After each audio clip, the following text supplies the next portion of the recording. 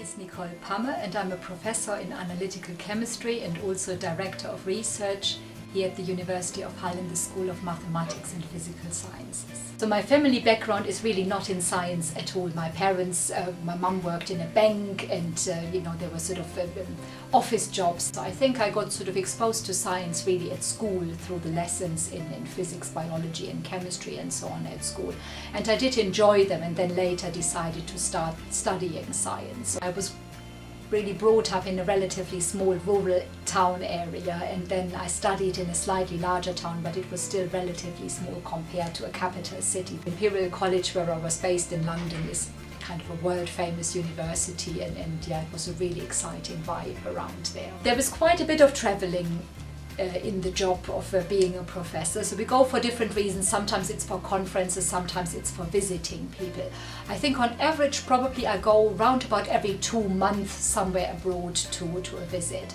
So for example, recently I've been in Dublin in Ireland, and in that case it was to be a co-organizer of a conference. So then there was a lot of kind of logistical thinking involved.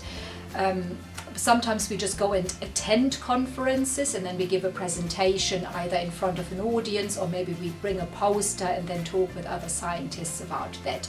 So for example, recently I was in Hangzhou in China for a few days for a meeting in my area of lab on a chip, and there were a lot of local researchers there, but also other researchers from across the world who some people you see several times a year, even though they live in a totally different country, because they go to the same conferences and they become your friends almost.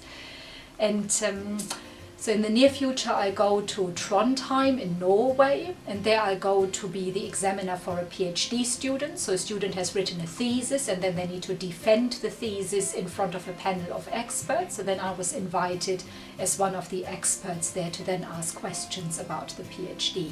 And finally in summer I'm going to go to Russia. So we have some funding for a joint research project with some researchers in Moscow, and they will come here in March. So we will host them here in March, and then we will go over there with a couple of people in summer to do some experiments together and work together. When I was an undergraduate student at the university in Germany, there were certainly no female professors. The professors we were told by, they were all male, and that was the same in chemistry and physics and the sort of natural sciences. There were really very, very few female researchers in higher roles at that time.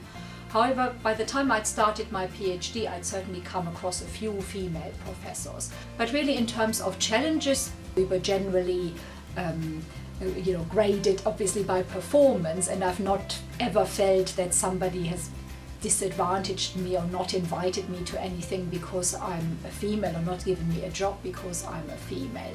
Sometimes it even works the other way round, that they are looking for female speakers to make sure the numbers are balanced. So I think sometimes we might even be a little bit advantaged and get a few more invitations. The visibility of women in science is increasing all the time though, and there's now so much being done really across the world to try and address this. So I hope that in the future younger girls and boys will see many, many more female scientists, and not think of science being so much a male-dominated field.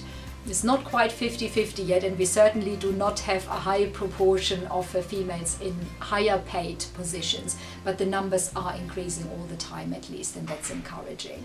There were so many really wonderful and magical moments. I certainly still remember getting my degree in the first instance seemed the most wonderful thing in the world, and then going to London, getting the PhD, and then going to Japan and sort of experience the environment there, and then getting a permanent position. So these have all been sort of highlights. We often work really, really hard to get funding, so to get grants from various organizations. So we feel really very, very proud and excited every time we are successful with a grant application. So there have been a few moments like those.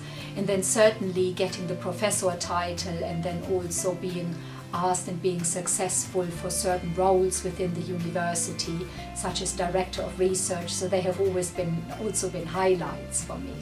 I come from a background where in my parents' generation nobody really did A-levels and went to university. So in my generation, really across my family, we all did A-levels and we went to university. But even then I never expected to necessarily do a PhD and certainly become a professor. So yeah, that has just happened during the time. It wasn't planned or anticipated 20 years ago.